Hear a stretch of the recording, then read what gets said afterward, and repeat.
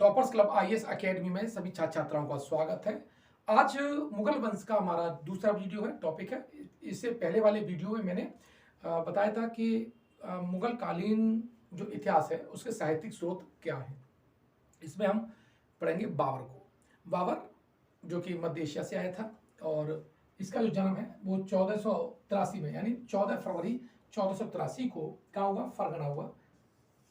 इसकी माता का नाम कुतलुग निगार खां था, पिता का नाम उमर शेख मिर्जा था। इसकी जो आरंभिक उपाधि थी वो क्या थी? मिर्जा थी। बाबर क्या है? ये मुगल वंश का संस्थापक है। मुगल वंश का क्या है? संस्थापक। ध्यान रखना, कई बार पूछा क्या है, छोटे मोटे एग्जाम में अक्सर पूछा जाता रहता है। अब देखिए, उपाधि की हम बात करें तो इसकी जो उपाधि है वो कौन सी है? मिर्जा, पातशाह, कलंदर और गाजी। चार इसके जीवन में उपाधियां साहित्यिक स्रोतों से प्राप्त होती हैं। मिर्जा, पातशाह, कलंदर और गाजी। बाबर जो है पिता पद से तैमूर वंश का पांचवा वंशज था। कौन सा वंशज था? पांचवा वंशज था। और जबकि माता की तरफ से अगर देखा जाए तो इसका संबंध चंगेज खां से था। और इसकी जो माता थी चंगेज खां में 14वें नंबर पे आती थी। कितना? 14वीं पीढ़ी में थी। तो इसलिए इसमें दो महान, मध्य एशिया और यूरोप और एशिया का जो पूरा इलाका था, जिसमें दो बहुत बड़ी शख्सियत रही शासन करने वाली, चंगेज खां और तैमूर, इन दोनों के वंश का खून बाबर में था। ठीक है, तो बाबर कौन है? मुगल वंश का संस्थापक है। ये प्रश्न पूछ लिया जाता है कि इसका संबंध किन दो महान शासकों से था। तो कौन कौन से हैं? एक तो तैमूर और दूसरा चंगेज खां। अब बात होती है पातशाह की उपाधि धारण करने वाला ये पहला मुगल शासक था। कौन सा था? ये पातशाह की उपाधि धारण करने वाला ये पहला मुगल शासक है। ये उपाधि उसने 1504 में जब उसने काबुल को जीत लिया था। कौन सा? काबुल को जीत लिया था, तब उसने ये धारण की थी। कौन सी? पातशाह की उपाधि। यानी इससे पहले ये मिर्जा की उपाधि धारण करता था। इससे पहले क्या थी? मिर्जा की उपाधि, जो मैंने यहां लिखे हुई है।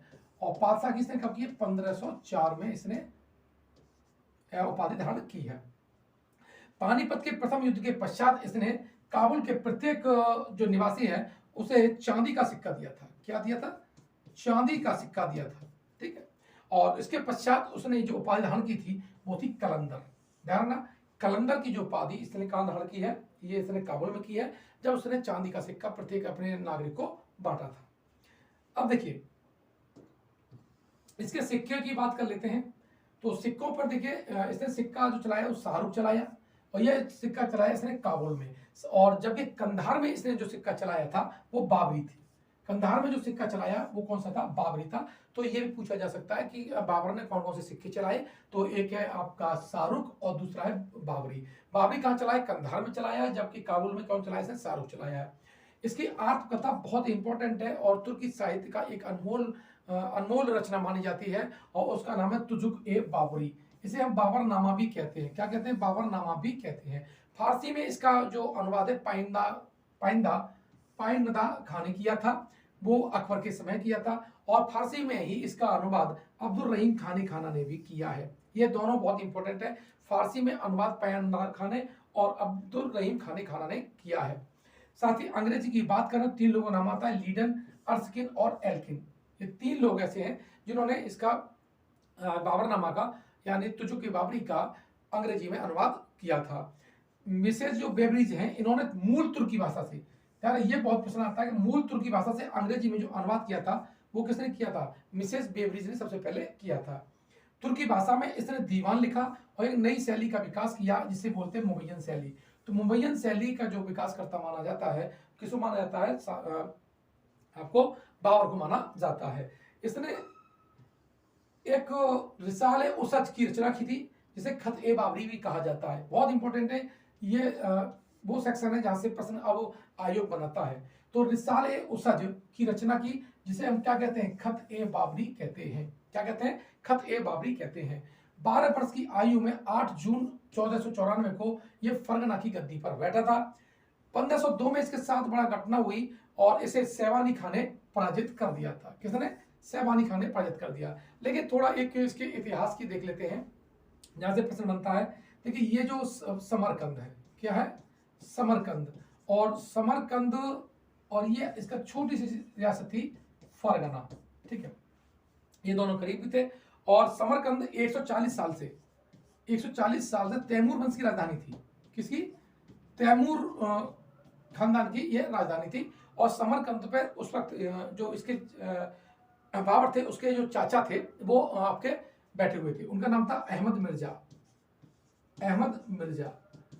इनमें आपसी तनाव था और बाबर चाहता था कि फरगना को सुरक्षित करना है तो पहले समरकंद को जीत लो। तो इसने जब समरकंद पे आक्रमण किया तो उसके दो परिप्रेक्ष्य थे। एक तो कि वो फरगना को पश्चिम से सुरक्षित करना चाहता था।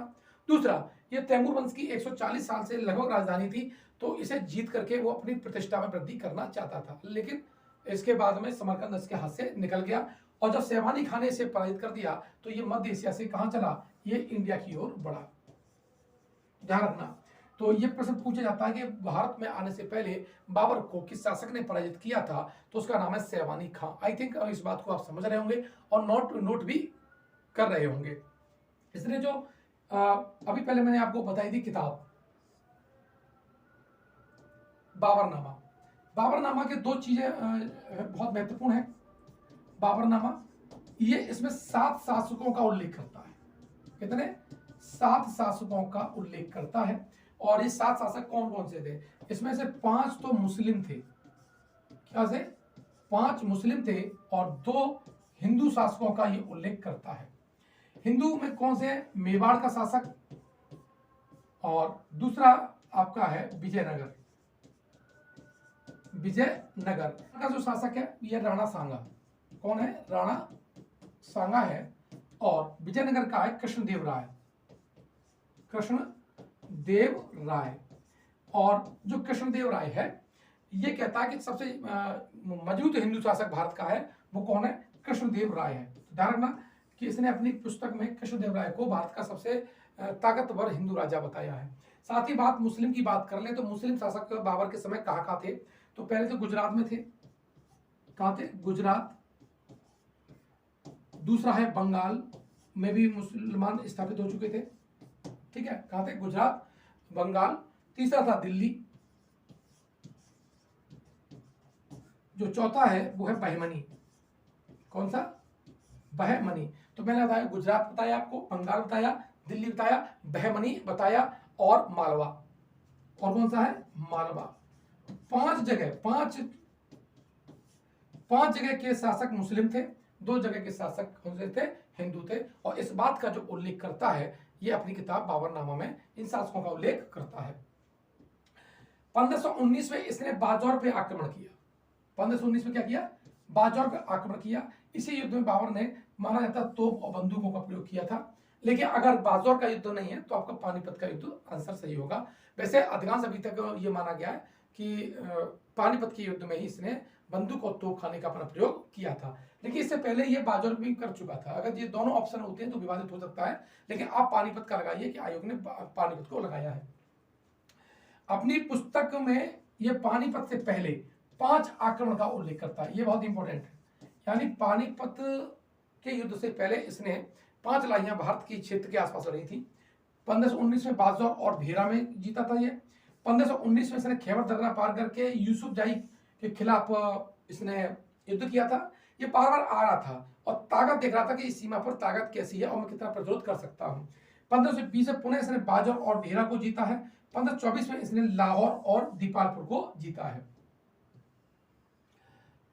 किसको? लाहौर और 1524 में लाहौर और दीपालपुर को। और 1525 में ये इसने दौलत खां के विरुद्ध अभियान किया था। इस तरह से ये 5 आक्रमण पानीपत से पहले करता है। ध्यान रखिएगा।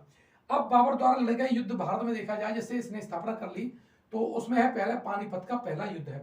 पानीपत का पहला युद्ध जो है कहाँ हुआ? 21 अप्रैल 1526 को हुआ और इस युद्ध में बाबर विजयी हुआ और मुगल वंश की स्थापना करता है। और ये इब्राहिम लोदी जो कि लोदी वंश का अंतिम शासक है, सल्तनत काल का अंतिम सुल्तान है, उसको ये पराजित कर देता है। ठीक है, इब्राहिम लोदी युद्ध स्थल में मारा जाने वाला एकमात्र सुल्तान था और उसी के साथ ग्वालियर का जो शासक था विक्रमाजीत भी युद्ध स्थल में मारा गया था। क्वेश्चन पूछ लेता है कि पानीपत के युद्ध में कौन 2 लोग मारे गए थे प्रमुख शासक? तो उसमें इब्राहिम लोदी है और ग्वालियर का शासक विक्रमाजीत भी मारा गया था। बाबर ने उज्बेकों की जो युद्ध नीति थी तुलगमा पद्धति, ठीक है। और तोप सजाने की विधि थी उस्मानी विधि, जिसे रूमी विधि भी कहा जाता है। इसका प्रयोग पानीपत के प्रथम युद्ध में हुआ था। ये बहुत बार पूछी गई है, ध्यान रखना, बच्चे गलत कर देते हैं। युद्ध नीति तुलगमा पद्धति है, और जबकि तोप सजाने की जो पद्धति है वो उस्मानी विधि या रूमी विधि है, उल्टा ना कर दीजिएगा।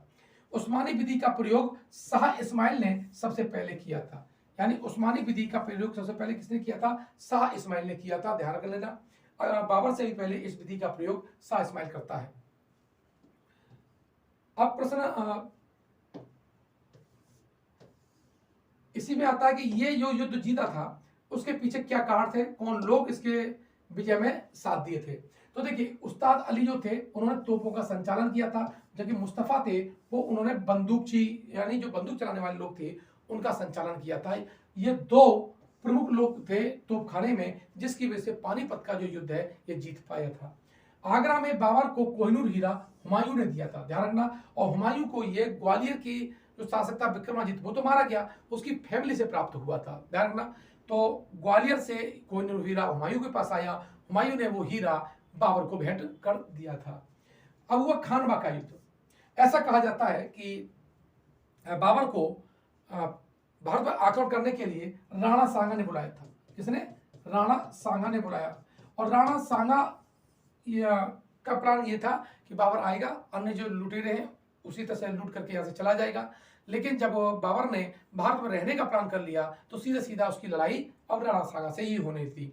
तो राणा सांगा ने कुछ राजपूत शासकों को मिलकर के एक संघ बनाया, और इन दोनों में जब युद्ध होता है तो उसे कहते हैं खानवा का युद्ध, जो 16 मार्च 1527 को हुआ था। मोस्ट इंपॉर्टेंट है, ध्यान रखना। खानवा का युद्ध कब हुआ है? 16 मार्च 1527 को हुआ था। बाबर और राणा सांगा के बीच हुआ, और इसमें कौन जीता है? बाबर जीता है। इस युद्ध में मोहम्मद शरीफ एक व्यक्ति था, इसने भविष्यवाणी की थी कि बाबर नहीं जीतेगा। यह भी कई इंपॉर्टेंट प्रश्न है कि किसने कहा था कि बाबर नहीं जीतेगा। इसी युद्ध में बाबर ने गाजी की उपाधि धारण की थी और जिहाद का नारा भारत में पहली बार लगाया था। तो खानवा के युद्ध में बाबर ने क्या किया है कि जिहाद का नारा लगाया और गाजी की उपाधि धारण की है। इस युद्ध में राणा सांगा का साथ हसन खां मेवाती, महमूद लोधी और आलम खां लोधी ने दिया था। तो ये प्रश्न ऐसे पूछ सकता है कि राणा सांगा की तरफ से कौन मुस्लिम शासक लड़ रहे थे? तो हसन खां मेवाती, महमूद लोधी, आलम खां लोधी है, ध्यान रखना, ये बहुत महत्वपूर्ण बात है। अब उसके बाद में देखिए, राणा सांगा के साथ इस युद्ध में था मेदिनी राय। कौन सा था? मेदिनी राय था। राणा सांगा पराजित हो गया, तो फिर मेदिनी राय का जो शासन था उसका भी एक मजबूत भाग था। तो बाबर ने सोचा अब इसको भी पराजित किया जाना चाहिए, क्योंकि उसने राणा सांगा की मदद की थी। तो फिर वह चंदेरी का युद्ध, चंदेरी की साड़ियां बहुत प्रसिद्ध है, ध्यान रखिएगा, 29 जनवरी 1528 को हुआ है। यह बाबर और मेदिनी राय के बीच हुआ, जिसमें बाबर विजयी हुआ। इसी युद्ध में मेदिनी राय भी मारा गया। ठीक, अगला है घाघरा का युद्ध। घाघरा का युद्ध 5 मई 1529 को हुआ था, और इसमें जो अफगान थे उनके वंशज और उनके जो घर वाले लोग थे शेष, वो लड़ रहे थे। ये बाबर और अफगानों के बीच में हुआ, बाबर और अफगानों के बीच में युद्ध हुआ, और ये एक ऐसा युद्ध था जो जल और थल दोनों में लड़ा गया। ध्यान रखना, ये प्रश्न पूछा जाता है कि बाबर के द्वारा लड़ा जाने वाला जल और थल में कौन सा युद्ध था? तो वो आपका कौन सा है? घाघरा का युद्ध है। यह बाबर द्वारा भारत में लड़ा गया अंतिम युद्ध था। इसके बाद में बाबर की मृत्यु हो जाती है। तो अब यहाँ से प्रश्न बन सकता है, शैबानी खान ने पराजित किया वो, और दूसरा इसके युद्धों का जो क्रम है, पहले कौन सा युद्ध है? पानीपत का युद्ध है, पानीपत के बाद खानवा, खानवा के बाद चंदेरी, चंदेरी के बाद घाघरा का युद्ध है। ये बहुत महत्वपूर्ण है।